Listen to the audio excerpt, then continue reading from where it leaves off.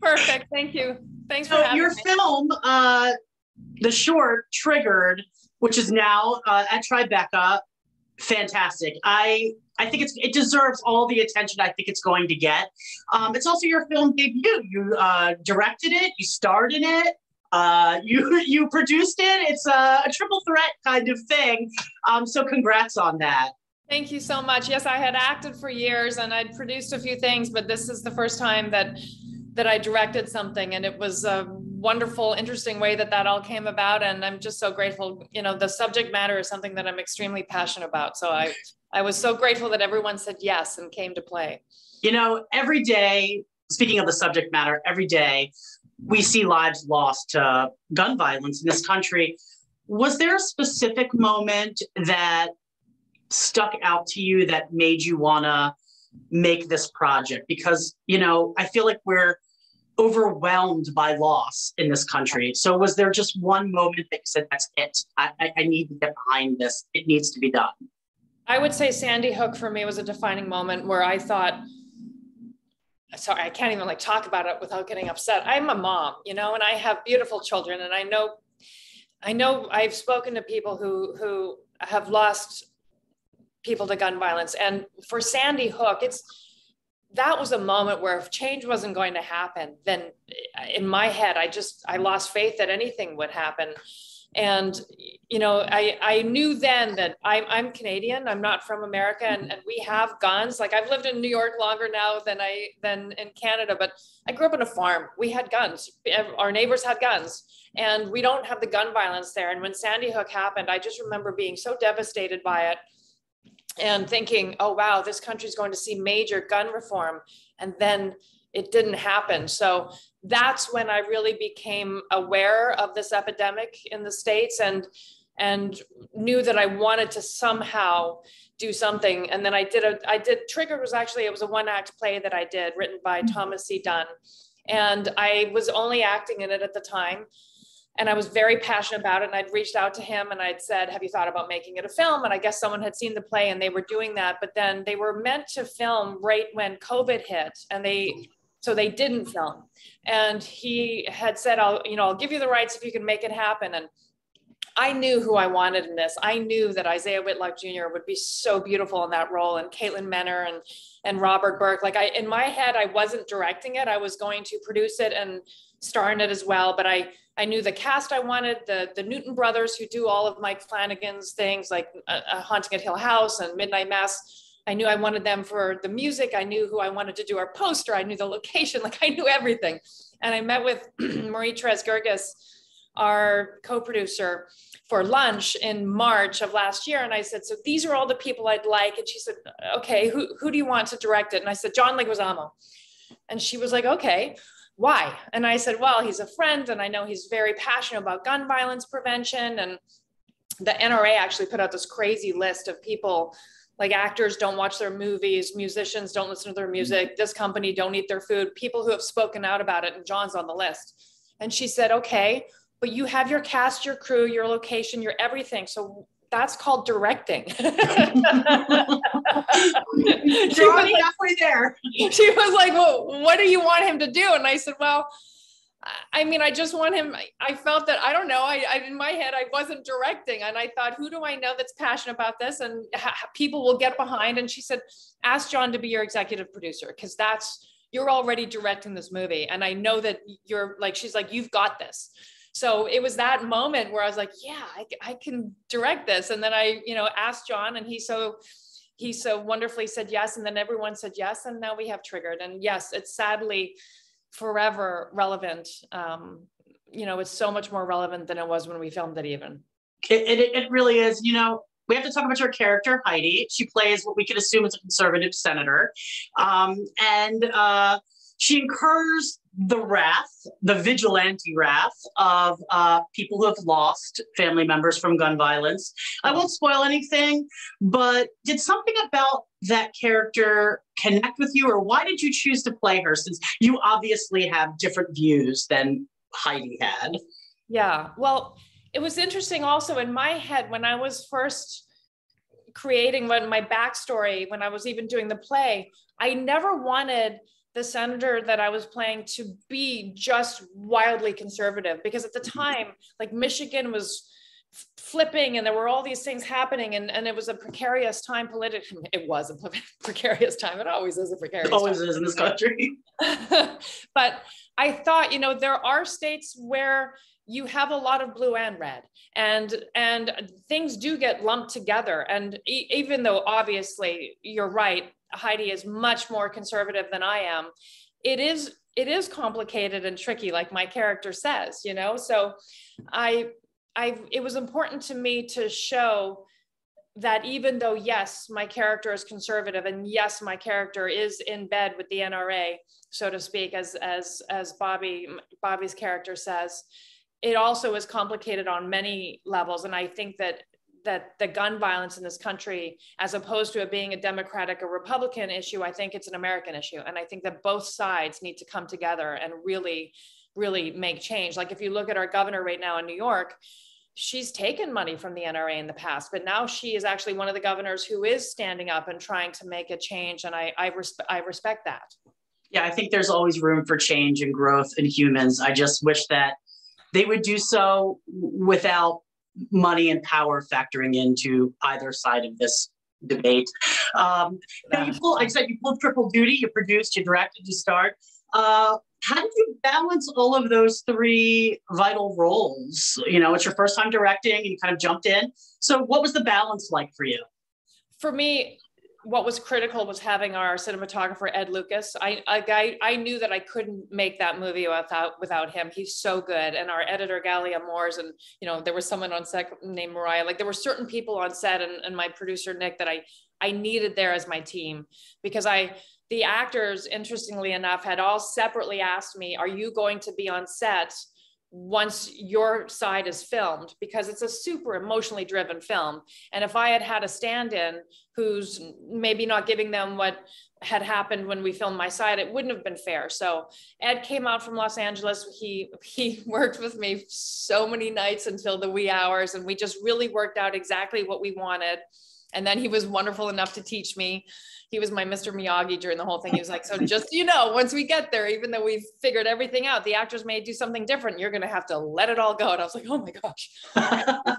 But then I also had great conversations with the whole cast ahead of time. And there's such talented actors that, once we knew we were on the same page, I could let them go. But what's interesting, because you saw it, the crew had a moment, because we'd broken up the script in 3 different places, and I knew where we could change it. And then I realized once we were, a few days before that, again, the emotion is just so pushing forward the whole time. And as you can see, Bobby and my characters are literally we're in a circle. We can't move or bad things happen. Spoiler alert. Spoiler. We're to leave that circle. So I decided that we would film once we're in that living room, and we have the people with the guns on us, we would just film top to bottom. So we ran 14-minute takes, which the crew was like, what? Are we bird manning this? Obviously it's not one take in the film, but we went top to bottom because it helped to stay in that. And we shot me out first so that everyone could get comfortable with their lines. And it's interesting because I'm an actor, and I said to the actors, I said, one of the number one rules of acting is you never tell another actor what to do. So I said, just know that if in the middle of a scene, I say something like really demand an answer there, or it's Tara, the director, speaking to you, not Tara, the actor. And they were all just incredible. But I will say that the reason why I could make this happen was because my crew and my cast were so great. Well, obviously you're an actor and you're doing this directing. Did you find, flipping between in front and behind the camera, did you find once the experience was finished that you learned something about yourself as an actor that you maybe didn't know before, a different perspective of your craft? Oh, that's interesting. I learned so much from the direction side for sure, and the production side. There were literally things that, my TV was so patient with me. There were things that I just, I had reached out to directors ahead of time, like Nick Pesh, who directed me in The Grudge. And I said, I respect you so much. Is there words of wisdom that you could give me? And he said, be willing to say, I don't know. And because unless he said, surround yourself with the people that are at the top of their field. And when you don't know, say, I don't know, so they can teach you. So from a director standpoint, it was that, but from an actor standpoint, like you asked, it was, I don't know. I think I just felt better about it. It's not necessarily that I learned, but I think because I was juggling so many things, it forced me to just do my job as an actor and let go, because I also, I had to have faith that I could do it. And it was in a weird way, juggling so much gave me the freedom in the moment to just, I didn't have time to ask myself, like, I already had done the work. I'd played the character in a play, so I didn't have time to get in my head the way I maybe could on another set, because there were too many things going on in here. and working with actors, like working with Isaiah, you just see, I learn on every set when I work with actors as good as Isaiah, Caitlin, and Bobby, and to see how they take a moment and they take a beat back, and just the conversations and how we speak to each other. It did help me, I think, going forward, knowing how to speak to a director more as an actor. Yeah. That's interesting. I would think that would be the case. You have a different perspective of directing when you're in the shoes of the director. So let's talk about the choice not to see Heidi and Dave's kids. We didn't see them. They were we knew that they were in the house, but we didn't see them. Yeah. Was that a choice that you made from the beginning to kind of build that drama, or was it something that was conceptualized as you were working on it? It was a choice from the beginning. We were never meant to have them awaken in the film, but the opening scene in the house, the opening scene when Caitlin shuts the children's door and you can see like the light of one of those little star machines. There was meant to be a child's foot hanging out as if they're sharing a room over the side of the bed or something. And I thought all that's showing is that there are children in the house, and we know that there are children in the house. And it's a short little independent film. We need to get going when we're doing that much. We shot it in 2 days. So oh wow. Yeah, so I knew I love that's a lot of work. I knew that to bring in a child, plus it was COVID, there was still a lot of COVID happening, and there was no reason to show a child's foot to establish that. So yeah, it was a definite, on multiple levels, a choice to not have them there. And then actually Abigail Hawk, who's a friend of mine, who's a lead, one of the regulars on Blue Bloods, it's her pictures that are behind on the mantle that with me and Bobby, because she's got these 2 beautiful kids, and my kids are much older, as are Bobby. So I was like, can I have pictures of your children? And then and then my aunt just photoshopped them in, actually. And again, like, that's just where I realized everyone said yes. Like, I don't know if you noticed, but over my shoulder, my character's shoulder, there's this amazing painting of an American flag, and it's by John Alexander, the painting, and it just looks like a sad, defeated flag. And then over Bobby's shoulder, there's poppies. And again, like, here's a wonderful, incredibly talented artist. And I approached him and said, we don't have a budget. Is there any chance that I could snag a couple paintings just for filming? And I kept repeatedly having people say yes. And I think, once people start to say yes, more people say yes, but also just the subject matter. I think that I know people that are gun owners that believe in better background checks. It's not like I want people to see Triggered and I want to take away all guns. That's not the case. That's why, I made the film to just really hope to galvanize the conversation about gun violence prevention. And it's like John Leguizamo, when I first spoke to him about it, he said, oh, wait, what are you saying? You're not saying gun control, you're saying gun violence prevention. And I said, yeah. He's like, dude, that's so good. He was like, because who wants to be, he didn't say jerk, it was a different word that I won't say, that doesn't want to support gun violence prevention. He was like, 80% of the country supports some sort of laws on, controlling who gets them and how they get them.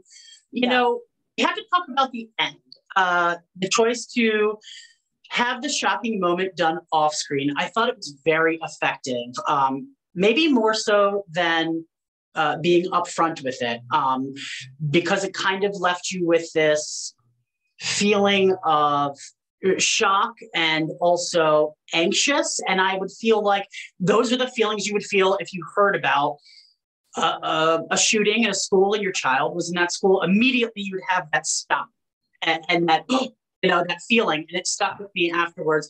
What went into the choice to do that part off screen? I love that you've got it. Yeah, I wanted it to be ambiguous, to be honest with you, because I think, well, there's, again, trying to not give away what happens. There's one ending that some people think happened, and that's just such a devastating ending that's heavy. And then there's another ending that some people think happened. And again, the whole point is I just wanted people to think about this when it ended. I keep hearing how people are thinking about it the next day, even, and the day after that, because of how ambiguous the ending is, or partially because of that. So if they're still thinking about it and they're still talking about it, then maybe we can get the conversation about gun violence prevention happening. So it really was, I don't like it when a film thinks that its audience is stupid and that it has to answer all the questions. I think people are a lot smarter than some film give them credit for.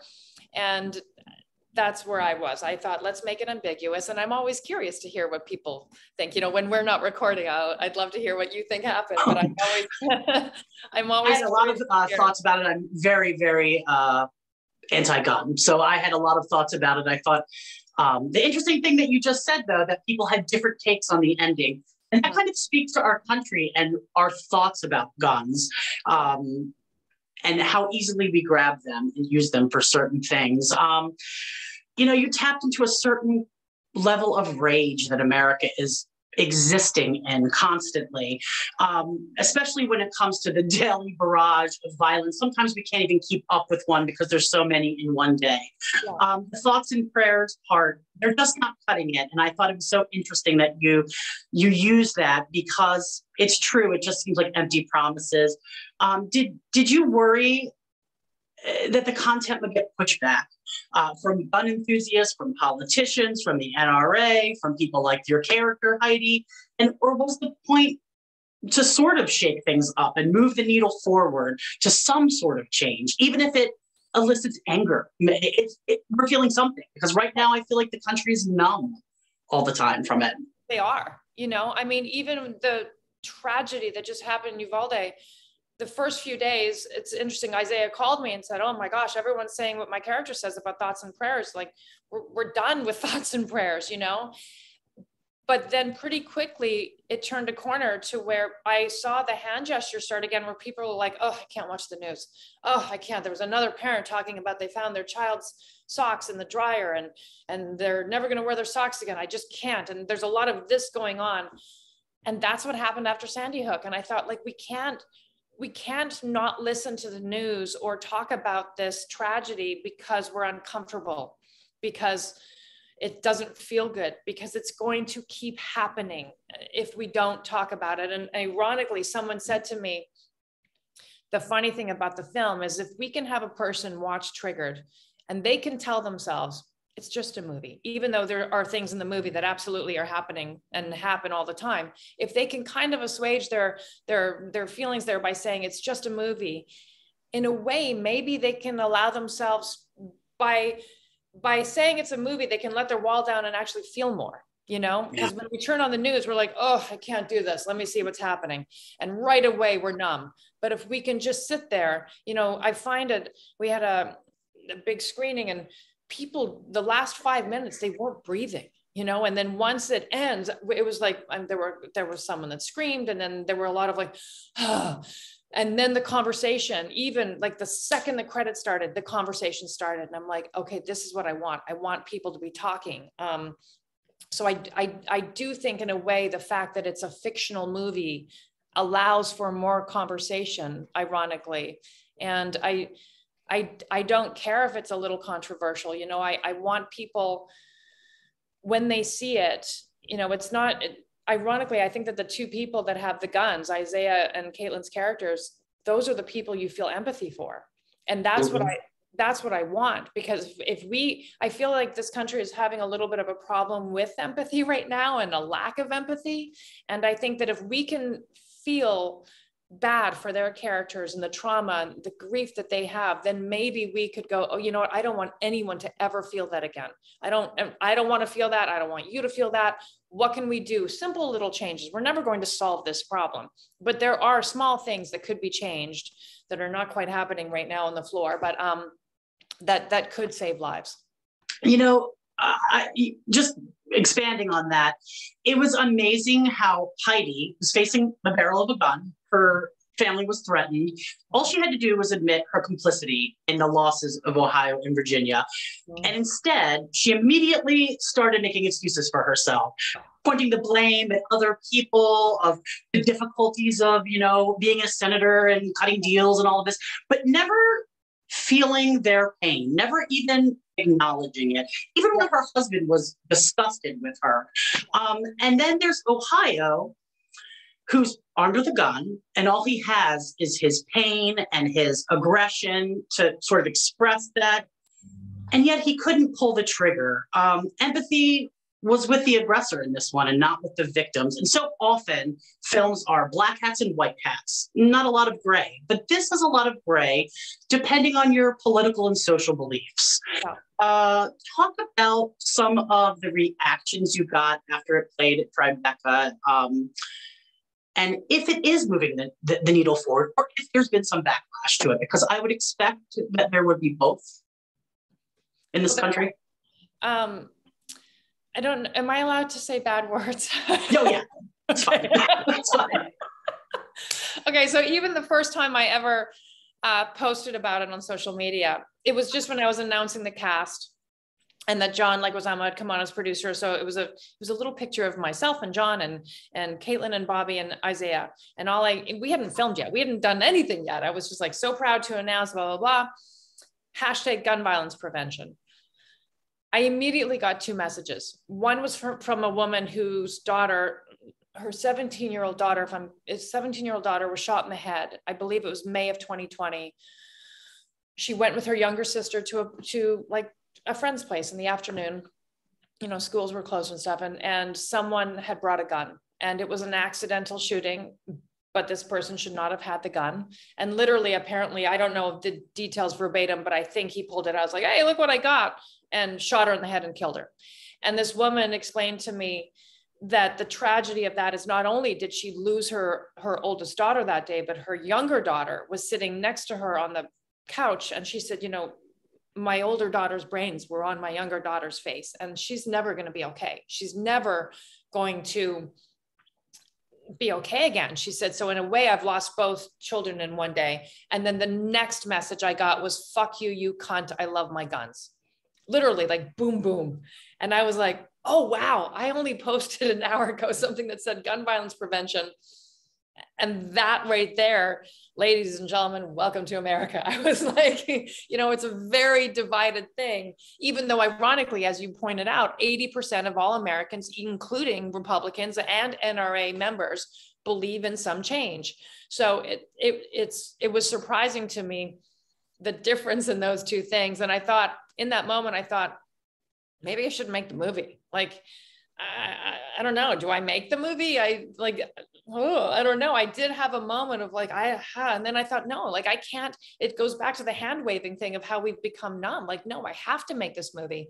And I've had people say to me, I remember I had someone I really care about in the business, take a look at it before Tribeca and before we had screened anywhere. And they said, if you could have anyone see this, who would you want it to be? And I think that they were thinking that, I don't know, I would say some huge movie producer, or as an actor, you know, I'm still an actor. I'm hoping to get acting jobs out of it too. So I think they thought that I would say some great director I want to work with, or I don't know, someone. So, and I said politicians, and they were like, wait, what? Well, sure. Like, and they said, no, I thought you'd say, you know, I don't know, whoever to distribute it. And I'm like, no, politicians, that's who I want to see it, because again, I'm not trying to like scare them. I want the empathy and the conversation to happen. And I had actually had someone reach out to me when I was fundraising for Triggered, which I don't enjoy doing. And they had said, I know someone that knows Bloomberg. You know, he has every town. He's got a lot of money and he cares a lot about gun violence prevention. Would you want me to get that ball rolling to reach out to him? Because maybe he could just fund the film. And I actually said no to that generous offer, because it's already inherently such a political topic, and it's such a political film that if that had happened, I don't think half the country would even see Triggered. If they knew that he had backed it, they'd be like, yeah, no, they'd already have the opinion. You know, there was a point when I was going to end the film, with a pixelated map of all the mass shootings that had happened just in the past year. And I thought, no, because again, if we can get people to feel during Triggered, and I do think that they do, I know I've shown it to people who have guns and they're like, oh my gosh, my heart was, broken.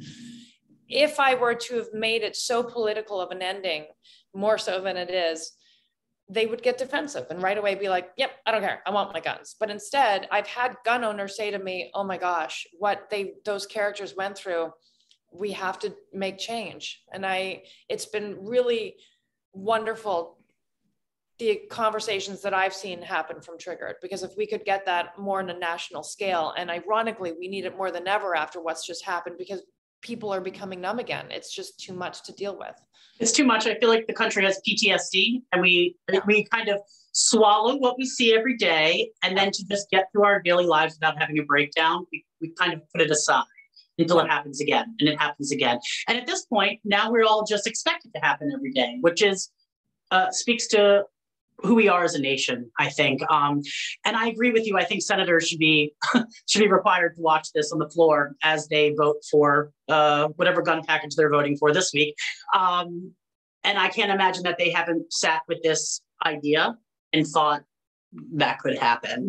No. Not that I approve of violence in any way, but I had someone say, "Are you encouraged?" Of course, I'm not encouraged. Yes, My whole point is that I want people to feel empathy for Caitlin and Isaiah's characters. So I'm not saying go do this. I'm saying, yes, how about what caused this to happen? We stop. How about we stop? Because trauma begets trauma begets trauma begets trauma. So how about we save some lives ahead of time? And that's the way we go, instead of trying to fix things. Yeah, I think it really does force you to see from other perspectives. And that's difficult in a country where one word makes a wall go up. Gun reform, boom, wall up. I think chipping away at that wall through entertainment is the right way to go. What was the most challenging scene for you to either film as an actor or as a director? Oh boy, to film, well, again, it's funny because basically the whole film was one scene. So I could just say the whole thing, the outside. It was challenging to just film it and be such a big part of it on the acting side of it too, and again, I loved it because I knew the character so well. Gratefully, I'd played her. So I felt Heidi was in me. I understood Heidi, and I understood, and again, I surrounded myself with such wonderful actors that if I just do the number one rule of acting, which is listen and respond, I knew that we would be, I would be okay. But it definitely was tricky. And going forward, when I direct again, although I would direct myself again for sure, I don't want to be the lead next time. I just want to, I would like to be more behind the camera. But yeah, and it was such a beautiful 2 days of filming it. There was nothing hard. Like I remember we finished, and a dear friend of mine who, he's in the thing. He's not a producer on the film, but he's a very successful producer. I called him and I said, we finished early. And he's like, wait, what? And I said, we wrapped. We wrapped. We're finished like 3 hours early. He was like, no, don't tell anyone that. he was like, get another shot. And I'm like, no, like we finished. So we're just gonna, we're done. And his thing was like, no, then go get more. Like if you have time and the actors are there and the crew's there, and don't wrap, get more. And I totally get his point. And under other circumstances, he was right. But it was such an emotionally driven piece that, like Isaiah will say, it was a hard 2 days for him. He loved it, but it's hard to live in that. So I guess that would actually be the thing that was hardest, I think, for all of the actors. To live in that emotional state for 2 days straight was not easy. And then to just kind of, for me as a director, to separate that. And, there was a moment where like, we're shooting the outside scene where Caitlin's in the car and I'm obsessed about a thing that she's picking up and this and that, and even her keychain. And Ed Lucas, my DP, came up to me. He's like, Tara, that's not your job. Like, get out of the car. The production designer, that's not the director's job. And I was like, Ed, we don't have a production designer. Like, I'm the production designer. I know how it felt for me when I was watching it. What did you hope that viewers soak in from this piece? Obviously, the people that already want change are still going to feel that. They're maybe even more so. The people who are resistant to change, what do you hope they soak in from this? I hope that everyone can feel so much for the two people who, yes, they have guns to our heads, but they have been forced there because they have such loss that, again, it's about the empathy. If everyone there, I can't imagine anyone watching that movie and not feeling empathy for those two characters and just heartbreak, and I mean, watching their faces at the end of it all. So I if someone can watch that and not feel moved, I don't even know what to say to that person, because then, then maybe that's a person that just truly doesn't have the empathy gene. But if we can feel empathetic towards each other as human beings on a simple level, then we shouldn't want each other to hurt. We should raise each other up. Like I had someone say to me, why do you think Canada has as many guns as it has and not the violence? Well, for starters, we don't have nearly as many guns. Period. You can't buy an AR-15 in Canada, and that's one of those laws that unless you're in a war, I'm not sure why we need those guns on the streets. But there is just a different mentality. I said that in Canada, everyone has healthcare, everyone can get married, everyone can do what they our basic needs are met. And I do feel that there's a difference in the mentality a little bit about like, oh, that person's not good, we're going to raise them up, as opposed to, I think the country, and I'm not knocking America, I'm so grateful to be here. I love the United States. Really, truly, I've chosen this as my home. But I do think, it was kind of established on not raising people up together. It was, it's not how the country was founded. And I feel that we need to, we're headed, forget about environmentally and with COVID and with everything else, like there's so much going on right now that if we can't just try to raise each other up and be together, we're going to have problems going forward. And the next generation is going to have even bigger problems. So that's the hope, is that we can just have people watch Triggered, have people feel something, and then go, yeah, you know what, even if they're thinking, I love my guns. Well, maybe they can think that and go, oof, I wouldn't want ever to experience what that person has felt. So let's talk. Yeah, I think opening conversation and removing some of the barriers that keep us kind of hidden behind them, and maybe turning off the fear, turning off the news, the fear, the constant fear, might help that a little bit. We're not great at talking to our neighbors. We're not great at understanding a collectivist sort of society, and maybe we need a little bit of that. And I hope this movie does open those doors. We have to talk about this piece, seeing more eyes seeing it. Where can the viewers hopefully be able to stream it, to watch it? Is there something that you're planning in the future, some kind of distribution that they'll be able to check it out beyond Tribeca this week? Thank you. I mean, right now, that's it. We're at Tribeca, we're at Home Shorts. And actually it goes until the at-home program. It's so funny. I said to a friend of mine, just go to the Tribeca website, get a pass. And when you first go to the website, the first pass is a $1,300 in-person go to all. And she's like, sweetie, I love you, but I can't spend $1,300 to see Triggered. No, it's like, it's not, keep scrolling. It's 25. I was like, scroll down. The at-home pass is $25 and it's available until the 26th of June. So people until then can see Triggered on Tribeca's website. And then we're still waiting to hear from a bunch of festivals. And it's been tricky. I spoke with someone at a different festival and they said, it's just such a heavy film. It's so heavy. And we've had COVID for 2.5 years and we just want to feel light. And I'm like, okay, I get that. I get that. That's why I love that Tribeca, I feel, was brave to take it on, because it is a very heavy subject matter. But again, I'm going to go back to, but we have to keep the conversation going, regardless of whether we're uncomfortable with it. So the hope is to get into more festivals that we've entered. We've entered a lot of Oscar qualifying festivals and then some that aren't, but we just want really high quality festivals to get eyes on it. And then, yeah, I mean, platforms for sure, streaming. I'd like to just get it out there, but I've reached out to Moms Demand Action 5 times now myself. We're a little indie. I don't have PR. I don't have those connections yet. And I've reached out through like the generic email of Moms Demand Action 5 times hoping to get their eyes on it, which is funny because it's actually, a part of the whole Everytown Bloomberg thing. But now it's not that I want someone's financial support, that some people would say, oh, we shouldn't watch the movie because of it. I want politicians to see this film. And I figured if I could get someone like that group, and actually Moms Demand Action have really changed their views about gun violence prevention, as far as like, they're no longer trying to get every gun off the streets. They are trying to make the changes, the smaller changes. I'm sure some people that have guns wouldn't consider them smaller, but changes that could be maybe easier to agree to. And so if I could get an organization like that to see it and to get it into the right hands, that's again what I would like.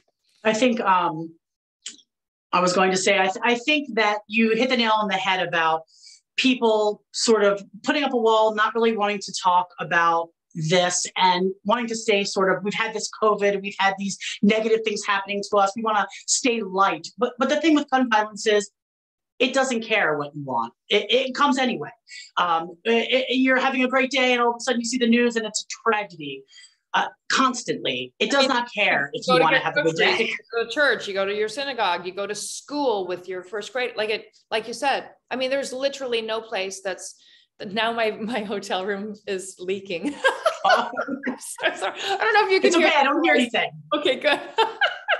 Oh boy. Yeah, I mean, there's no place that's safe, right? So that's another thing. Then, you would think that would be enough to have everyone go, let's make some change, and that is it. I mean, it is a fact that there is a mass shooting every day in this country. We don't hear about a lot of them. And again, it's the verbiage, the gun violence prevention. Who doesn't want to change that, right? Who doesn't want to prevent gun violence? Yes, I don't think there's a single gun owner in America who wants someone who should not have a gun to have a gun. Everyone in this country is smart enough to know that if you're a violent person, you have a history of violence, a gun in your hand is probably not going to end well. I think we can all agree on that. And I agree that's the narrative that we should be running with, because control shuts people down. That's a word that people do not like in any context. Yeah, exactly. So are you working on any other projects besides this that the fans can look out for? I'm actually right now filming a pilot that I'm producing. I'm not in this one yet, but it's a pilot called, well, ironically, Hitman. All right, it's starring Richard Kind and Karen Allen and Peter Riegert and Bill Sadler and Kim Director and Josh Burr. We have a wonderful cast. It's written and directed by Elias Plagianos, who I've worked with before. We shot a pilot last year called Hudson Falls, which Richard was also the lead in. So I'm producing that right now. We're here on location. I just wrapped a film called Queen of Knives.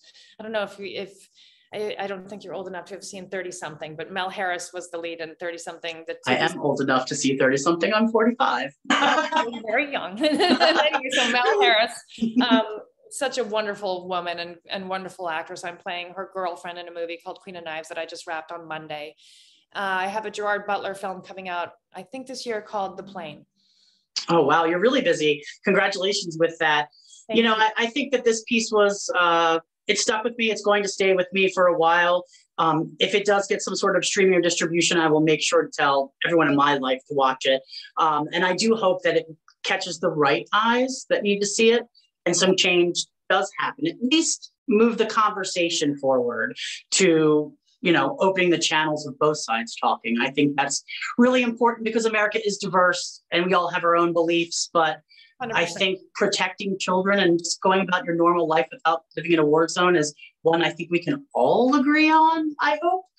I hope so. I hope so too. Thank you so much,